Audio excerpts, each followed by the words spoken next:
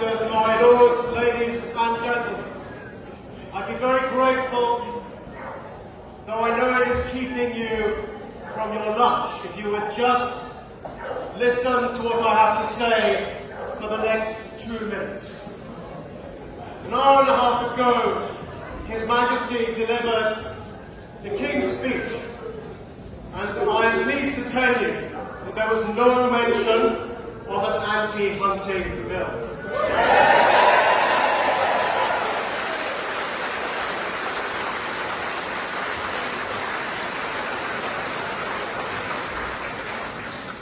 It occurred to me that the King may just have missed that line. But the truth is that while we can welcome the fact that the new government did not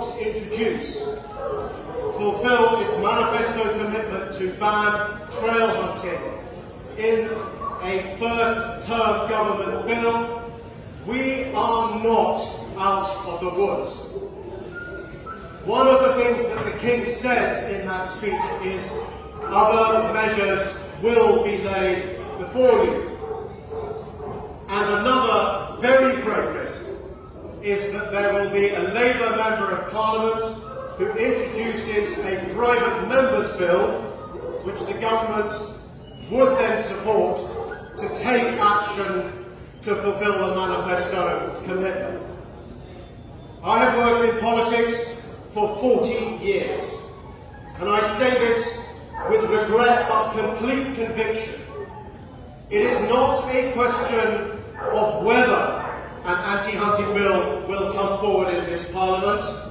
It is a question of when. There are over 400 Labour members of Parliament, and there may be others who may be susceptible to introducing this legislation or supporting it, and it is a manifesto commitment. Now, we know that the justification for introducing this measure is that there is a perception that hunting is not complying with the law. And so it is argued that the law must be changed, tightened up. We need to change that perception.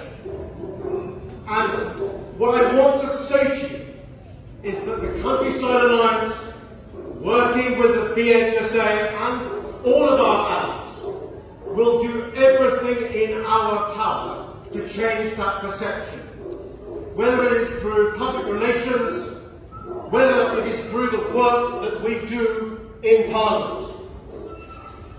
But what we all need to understand is that the biggest single way to change perception lies in our hands, lies in your hands. It is not somebody else's job. And we must not hand an excuse on a plate to malevolent members of Parliament and pressure groups to give them the excuse to pass wholly unacceptable and draconian legislation. Nobody must give them that excuse, and that means upholding the highest standards of conduct in the hunting field this season and going forward. Now, there may be a few who think this is a moment for a last hurrah, an opportunity to go on as people went on once before, without changing behaviour and regardless of the consequences. And I say to you in all candor that that attitude would be selfish and wrong.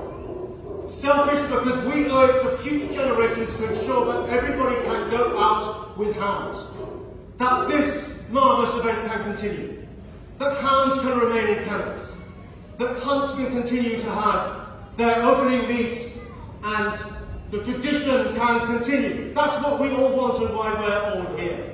We owe it to the next generations to make sure they can go out. And that means we've got to fight draconian legislation that may make that completely impossible. And so it is our behaviour that will really matter in the months going forward, so that we can successfully persuade members of Parliament that there is no need to change the law, that the law is being upheld, that to change the law would be draconian, illiberal and wrong.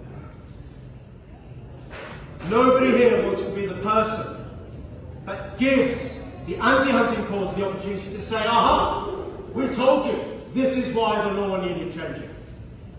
So the future doesn't lie in somebody else's hands. It doesn't just lie in the hands of the Countryside Alliance or the BHSA, though we will do everything in our power to fight the legislation when it comes. It lies in all of our hands. And that is the message that I want to leave you with today. It is one of realism, but it is also one of hope. Because I believe that most people, when they consider what is proposed, will think that it is extraordinary that a government could commit to rerunning an argument that was run 20 years ago. Hasn't hunting been dealt with already, let's say? Is this really your priority for the countryside? Is it really acceptable to so change the law that it's impossible to go out with horses and hounds at all? These are the arguments that we can win and we must win. But only if we do the right thing and do the sensible thing. And above all, that's what I want to urge all of you today. If you care, as I do, as we in the Alliance do, about the future of hunting and hounds, if you want to fight for it, then do the right thing going forward. Don't give our opponents the excuse they want to pass illiberal measures. Play your part. It might not be what you want to do. It might not be how things have been done in the past. But it is how we will defend our sport, our love, our passion, not just this year or the year after or in this Parliament, but for the generations to come. Thank you.